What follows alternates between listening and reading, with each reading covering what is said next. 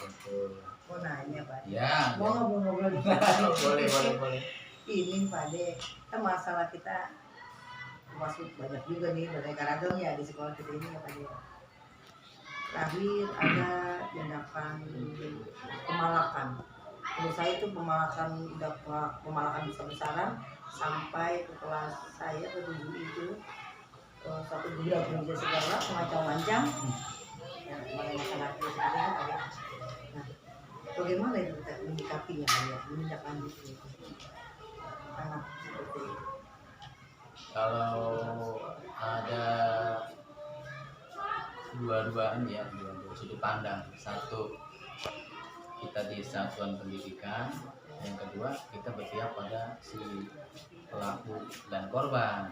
Kalau dari satuan pendidikan ya, dari satuan pendidikan jelas aturannya apa itu tata tertib. Kita di satuan pendidikan punya tata tertib, dan tata tertib ini kan berlaku dari beberapa tahun yang lalu.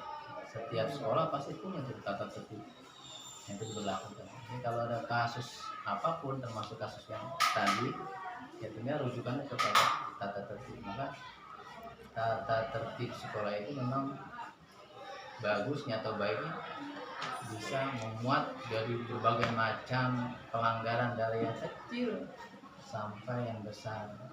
Jenis pelanggaran yang sebelumnya tidak diduga-duga sekarang muncul. Misalnya ada siswa mengupload ke medsos, mungkin beberapa tahun yang lalu nggak ada mungkin dulu, karena dulu kan penggunaan medsos tidak seperti sekarang. Sekarang tiba-tiba anak-anak suka mengupload berbagai macam kejadian ke medsos, apalagi ada tindakan di sekolah yang sebetulnya melanggar aturan, tiba-tiba diekspos atau diupload melalui medsos. Nah, tata tertib sekarang harus apa tuh, merangkum masalah itu. Hal yang semacam itu harus termuat dalam tata tertib. Jadi pelanggaran apapun sekarang sebisa mungkin sudah ada di tata tertib. Makanya kalau tahun besok ada perbaikan bagus. Kalau tahun ini tata tertib perbaikan dari tahun yang lalu bagus. Tahun depan belum tentu sesuai. Iya, bisa jadi ada penambahan tata tertib sesuai dengan zaman. Jadi yang tahun ini belum terjadi, belum kita duga, siapa tahu tahun depan terjadi dan kita tidak duga. Maka tata tertib itu diperbaharui, bukan berarti menghilangkan yang sudah ada, kalau perlu menambahkan dengan baru. Jadi setiap bagaimana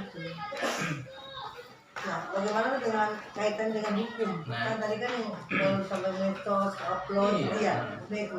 Bagaimana pihak sekolah nih, Bapak menanganinya? Nah, itu kalau nanti jenis pelanggaran kecilnya oke ya, kita bisa selesaikan di sekolah dengan melibatkan wali kelas dengan orang tua.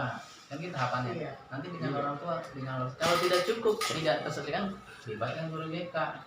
Dengan guru BK enggak juga, baru ke kesiswaan, dan terakhir dengan kepala sekolah. Syukur-syukur sih belum nyampe ke kepala sekolah permasalahan sudah selesai. Tetap acuannya tertib. Nah, kalau jenis pelanggaran berat sampai tindak kriminal, ya situ dicantumkan kita tertib. Apabila siswa melanggar aturan, misalnya bertindak kriminal, melanggar hukum, ya itu sudah diserahkan kepada pihak berwajib.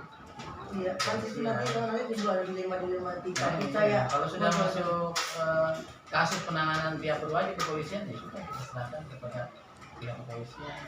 Kalau sudah masuk ranah hukum. Iya, nah itu dicantumkan. Kalau ada siswa kasus sampai di pihak kepolisian, penegak hukum, apalagi sampai divonis bersalah, nah itu pun dimasukkan dalam tertib. Apakah anak itu disuruh mengundurkan diri atau tidak, harus termuat. Oh, ada tahap-tahapnya kita ya, ada tahap. Maka kalau tahapan pelanggaran kecil, enggak lah, ukuran mungkin poin ya. Pelanggaran kecil dikasih poin, misalnya pelanggaran kecil 5 poin. Pelanggaran yang lebih berat mungkin 10 poin atau 15. Pelanggaran yang paling besar apakah 50, apakah 100, nanti ditetapkan juga anak itu harus mengundurkan diri apabila mencapai skor sekian. Nah itu semua diatur dalam tata tertib sekolah. Jadi kalau ada kejadian kita nggak usah bingung, nggak usah panik-panik, cukup dengan rujukan tata tertib itu sudah terjawab penyelesaian. Itu kalau dari satuan pendidikan. Makanya tata tertib itu kan diketahui juga sebelumnya oleh wali kelas dan orang tua murid.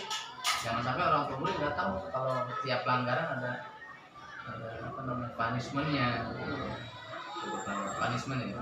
Tapi kan ada juga ya kayak dari pihak dari guru kita semua ini suka ada yang berbeda pendapatnya, beda-beda kan. Nah makanya tata tertib itu satu ditetapkan oleh sekolah, kedua diketahui oleh guru-guru, Iya. ketiga oleh komite dan orang tua murid. Jadi begitu tata tertib itu diperkenalkan, mestinya udah nggak ada apa namanya pandangan berbeda, semua harus sepakat. Kalau semua sudah sepakat baru tata tertib itu dilaksanakan. Jadi jangan dilaksanakan dulu, tapi kalau masih ada suara-suara yang berbeda, makanya dipelajari dulu, cari kesepakatan. Itu punya tata tertib begini-gini nih, oke dipelajari semua dulu. Oke, udah. Jadi begitu tata tertib dilaksanakan, sudah mestinya udah nggak ada lagi tuh suara-suara yang berbeda dari bapak ibu guru. Harus sepakat semua kan sudah sudah disepakati gitu. Bagaimana Pak kalau misalnya ada orang tua datang ya, orang tua murid datang itu berembuk dengan kita, iya. jangan sampai permasalahan itu dan hukum misalnya. Iya. Bagaimana tidak lanjutnya? Kalau memang pelanggarannya masih dalam tahap wajar, bisa diselesaikan oleh sekolah dengan melibatkan orang tua, ya nggak masalah. Tapi kalau sudah pelanggaran berat, misalnya sudah penganiayaan, penipuan, ya katakanlah tindak kriminal, itu kan nanti. Apalagi kalau ada pengaduan dari keluarga korban. Nah, kalau ada pengaduan ke penegak hukum ya sudah, itu nggak bisa bilang. Masuk berat, Iya, kalau berat ya itu udah kewenangannya dari penegak hukum. Karena kan orang tua ngaduin bisa pengaduannya ke kepolisian. Terus satu sisi kita kan ngebela yang satu juga anak kita gitu Pak ya.